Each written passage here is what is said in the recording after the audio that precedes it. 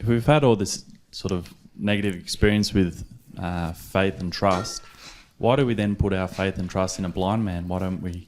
Not everyone does, but instead of using sort of logic in the situation, we then like with that illustration. Yeah, all the questions. It's a good question. In them. Yeah, it's a good question. The reality is that from a very young age, we are taught to trust in other people who don't know. And if you think about it, the primary people we're taught to trust firstly are our parents. And we become reliant and trusting our parents. But a lot of things our parents don't know. And it'd be great if they admitted they don't know, but unfortunately many parents can't even admit that. So we have a tendency, because of their self-belief systems, to put trust in them even when, they don't even know, although oftentimes believing they do. So that's our first issue. The second issue I feel with regard to faith is that we don't know what else to have faith in, because our parents don't have any faith in anything else other than themselves. And so after a while, we learn through their behaviour that we can only either have faith in them, and after a while, as we've discussed, frequently when it comes to emotions and spirituality, we're disappointed in that regard. So after a while, we learn to only have faith in ourselves. So this is what happens, is we develop a large degree of self-reliance as a result. Once we've got self-reliance, and also once we've trusted other people who don't know, we are already predisposed to trusting people who have no idea what they're talking about. And as long as they seem to know what they talk about, that's all we rely upon. So we rely upon the facade they present. And if you think about it, this is what we frequently do in our childhood with our parents too. Our parents present a facade of knowing frequently when they really would be better off just saying, look, son, I don't know. The answer to that question, I've got no idea. Unfortunately, most parents are not humble enough to do that. And so they present a facade that they know. So if they're asked whether God exists, they'll either say, no, God doesn't exist, or yes, God does exist, rather than saying, I really don't know, son, and I really don't know how to work it out, right? Because admitting that to themselves causes a whole heap of emotional issues to be raised inside the parent themselves.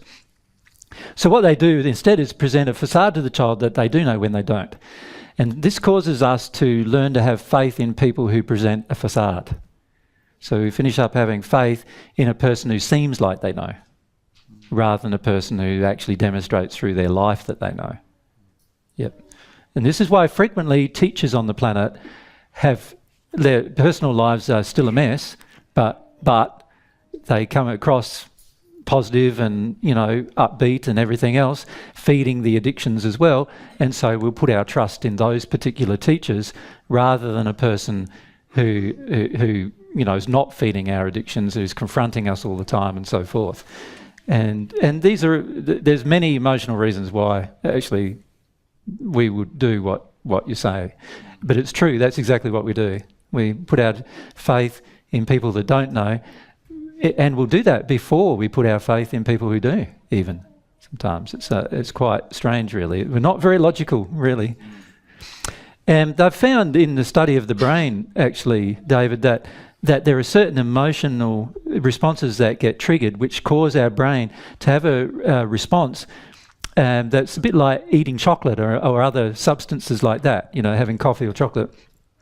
For the majority of people, and that is, it causes the brain to respond in such a way that all we're interested in is the way our physical and physiological responses respond to a person rather than actually hearing what they're saying. So that's another reason why we also have a tendency to only hear people who are feeding addiction, feeding what we want to believe, rather than confronting us. Yeah. Trusting the warm and fuzzies instead of, the actual information coming in. Exactly, yeah. And actually we're taught to give warm and fuzzies, as you call them, to others, aren't we? We're really taught from a young age that that's the way to interact. I give you a warm and fuzzy, you give me a warm and fuzzy, everything's cool. And if it's a woman, it's like, if it's a man and woman, oftentimes you've got to give me a sexual warm and fuzzy as well, and vice versa. And then everything's fine between us, type of thing. And that becomes what we're addicted to receiving, and we don't really care about the substance, about what's actually being said and the logic of what's being said. Strange, eh? Thank you. Yeah, they've done a lot of there's a lot of studies that are being done at the moment about the brain and the response. A lot of it is taken from a physical perspective, of course, but there's a lot of responses about, the triggering of emotion, how it affects the brain, how it affects your response to hearing any truth and so forth. And all of those experiments are very fascinating to discuss with you, but we don't have time to discuss them, obviously, in our presentation.